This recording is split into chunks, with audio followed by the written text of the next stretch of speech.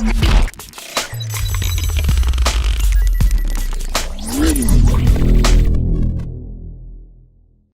guys, I'm Mark Bridge, and you're watching a new episode of Pop Culture Galaxy News. Now, yesterday, Brie Larson tweeted out, with the help of EW, that, they want to break the internet pretty much. And a lot of us speculated, oh man, are they dropping a new trailer on us? Are we going to get our first official look? What are we going to get? Well, it's now today, and yes, they dropped the first official look of Captain Marvel, which will grace the covers of Entertainment Weekly magazine, I think for next month or November or whenever. I don't even know when it's coming out. But she'll be on the cover, and so a lot of people, they were like expecting a lot more because of the whole break the internet analogy, coined for the time that Kim Kardashian showed her derriere, and a lot of people were like, oh my god. So they expected something big. So a lot of people were underwhelmed. Not that, the suit looked crappy, it's just that we thought we were gonna get more.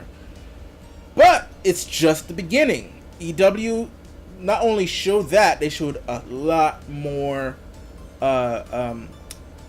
official looks as well. But not only are we getting stills from the film, we're getting information on some of these stills. So the first bit of information that came out, which I think was kind of established already a while back when they were discussing the Captain Marvel movie and how they wanted to go away from origin tales or do something different with it. Well, lo and behold, Captain Marvel is not an origin film. When the movie begins, she's already Captain Marvel. She's already in space. She already has powers. She's established. But how are they gonna sort of put, how she gets her powers? We don't know yet. They said they wanted to do it differently because they didn't want to sort of do the same thing, because her origin is almost similar to Green Lantern, almost. Even though they said they want to change it because they didn't want to be confused. I think people are smart enough to know already. But so, a quick side note. So, the origin for Green Lantern, for Hal Jordan's Green Lantern, is that Abin Sur, who was an alien who was a Green Lantern member, crash landed on Earth, injured, and sent his ring to find his replacement because he's about to die. And Hal Jordan picks it up and takes his ring and becomes the next Green Lantern of that sector. In Captain Marvel, well, she wasn't even Captain Marvel when she got her powers. She was just Miss Marvel. And there was a Captain Marvel. And through some weapon mishap or whatever, it shot Captain Marvel, which is a guy. The power went, the rays went through him and hit Carol Danvers. And so some of his Kree DNA got infused with her, and that's how she got her powers. So they're completely different, but I guess that's why they would want to go away with that, because it's one person who had the moniker, then it transferred to that person. So I could see why they want to change it, even though I don't think they're that much similar. I don't think people would get the two confused, but whatever, it's their movie, they can do whatever they want to do. So the movie begins, she's already Captain Marvel. I'm sure you'll see some either flashback or her just telling people how she got her powers. So you'll see that. I have no doubt. It's not like you'll see Captain Marvel and like, who is this person? Where's she from? How come she has this power? They'll explain all of that, but I just think the entirety of the film will be just mainly of her having the power already and dealing with that power, which I think is a wise decision, because you go away, you get away from that 3-act structure trope of an origin film, which everybody just predicts. So this is brand new, and I applaud them for that. So that's that. The film takes place primarily in space, which is another good thing, because Marvel's been going cosmic since Thor, a little bit of Thor, and then they went completely cosmic with Guardians of the Galaxy, and then even Thor Ragnarok was like only a small percentage of that movie takes place on Earth. I expect the Earth stuff to take to have a lot more, to be a lot more in this movie than it was in Thor Ragnarok because of what the plot entails. And they didn't get too deep into it, but just based on the screenshots shown and the description of certain characters, I could just tell that a lot more, even though it says primarily in space, I think a good percentage will be on Earth.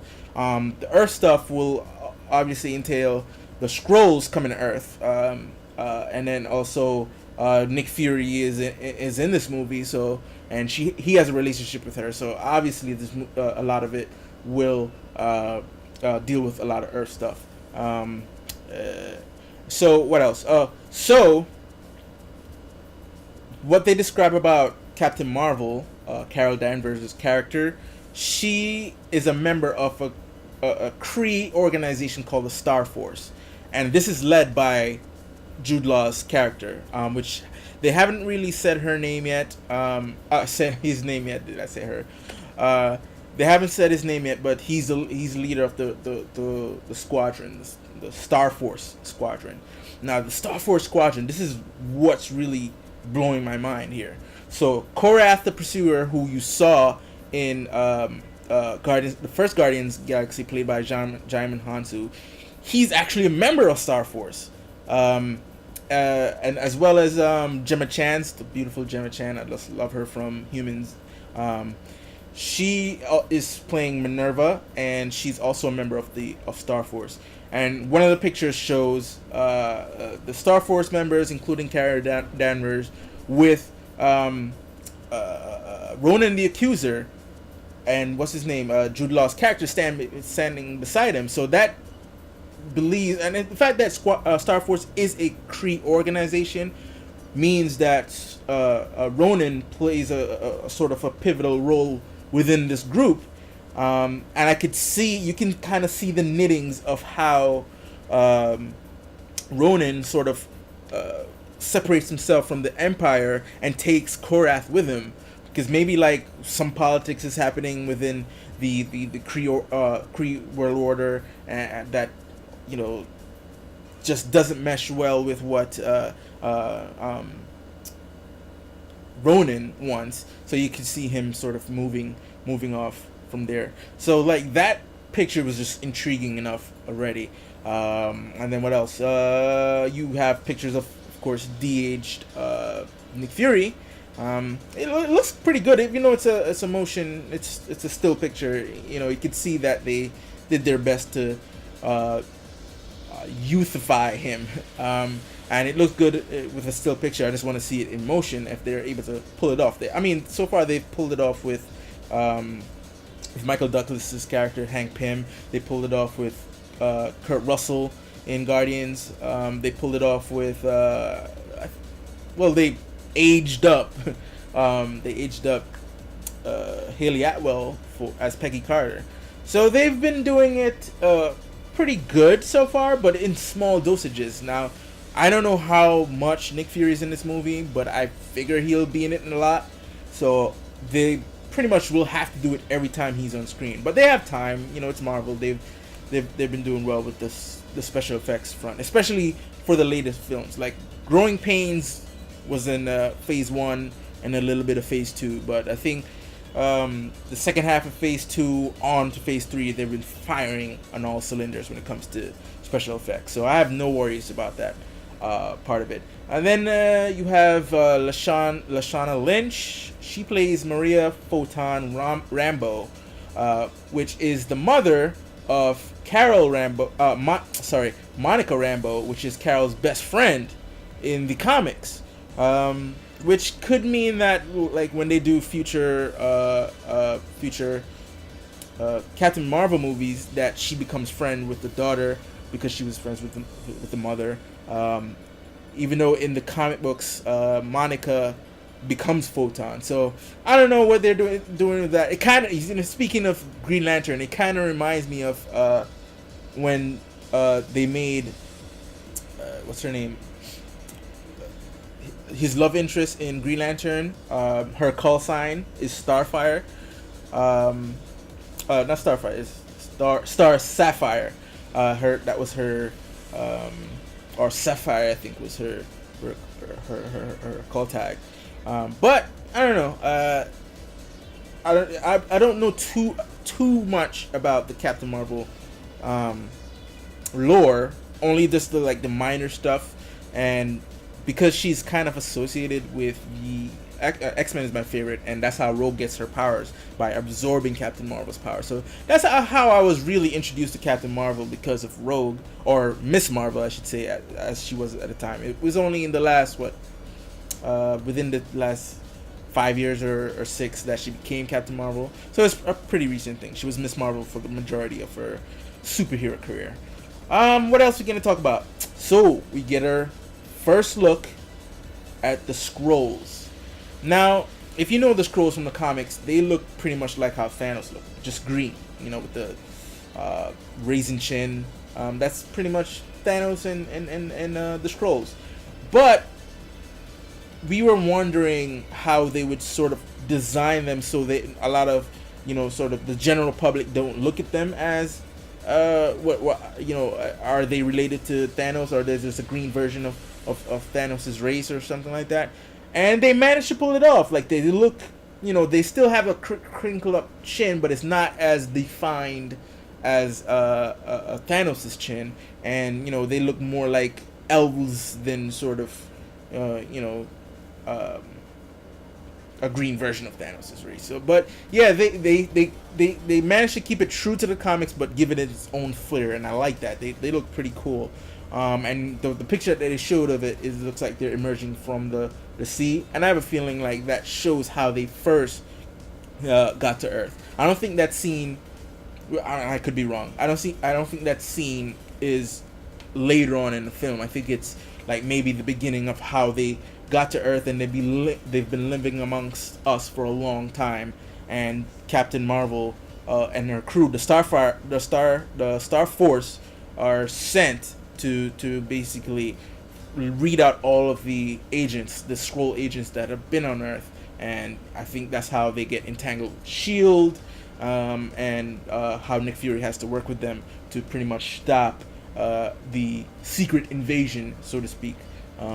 And then we get a look at Ben Mendelsohn's character, who is being revealed as Talos. Now, the picture that they did show of him is him in human form, which says that he along with other Skrull agents infiltrated Earth and have probably been here for a long time. It'll be funny if they've been here since Captain America: The First Avengers. That would be wild. But nah, I think maybe probably in the 60s or so they probably came to Earth, which could actually be a weird tie-in to Fantastic Four if they do manage to bring Fantastic Four. Like, I have a feeling they may set Fantastic Four in the 60s and have them be the first to encounter Skrulls or something like that. Who knows? I'm just talking out of my ass right now. I don't know anything that's going on, but that would be cool. So to recap, everything that we've learned so far is Captain America is not an origin story. She's a member of Starforce, which has Korath in it, and Jude Law's character is a leader of the Starforce organization, and they're primarily of Kree. They're all Kree. We still don't know how Captain Marvel gets her powers in this in the MCU, but I'm sure they'll explain it. They've so far showed a little bit of Earth stuff, like Carol Danvers. She's on Earth and she's with Maria Rambeau, and we know who Ben Mendelsohn is playing, the villain Talos, and it'll be primarily about the Kree-Skrull War. So if I had to guess, this movie is a loose adaptation of the Kree-Skrull War, and I think, this is my prediction, I think the sequel, Captain Marvel 2, will be Captain Marvel's Secret Invasion, which will take place in primary time and serve as sort of the pseudo Avengers sequel, kind of like how Captain Marvel Civil War was like Avengers 2.5. I think Secret Invasion could possibly be Avengers 4.5, which still has a lot of members of the Avengers in it, as well as it being just a Captain Marvel movie.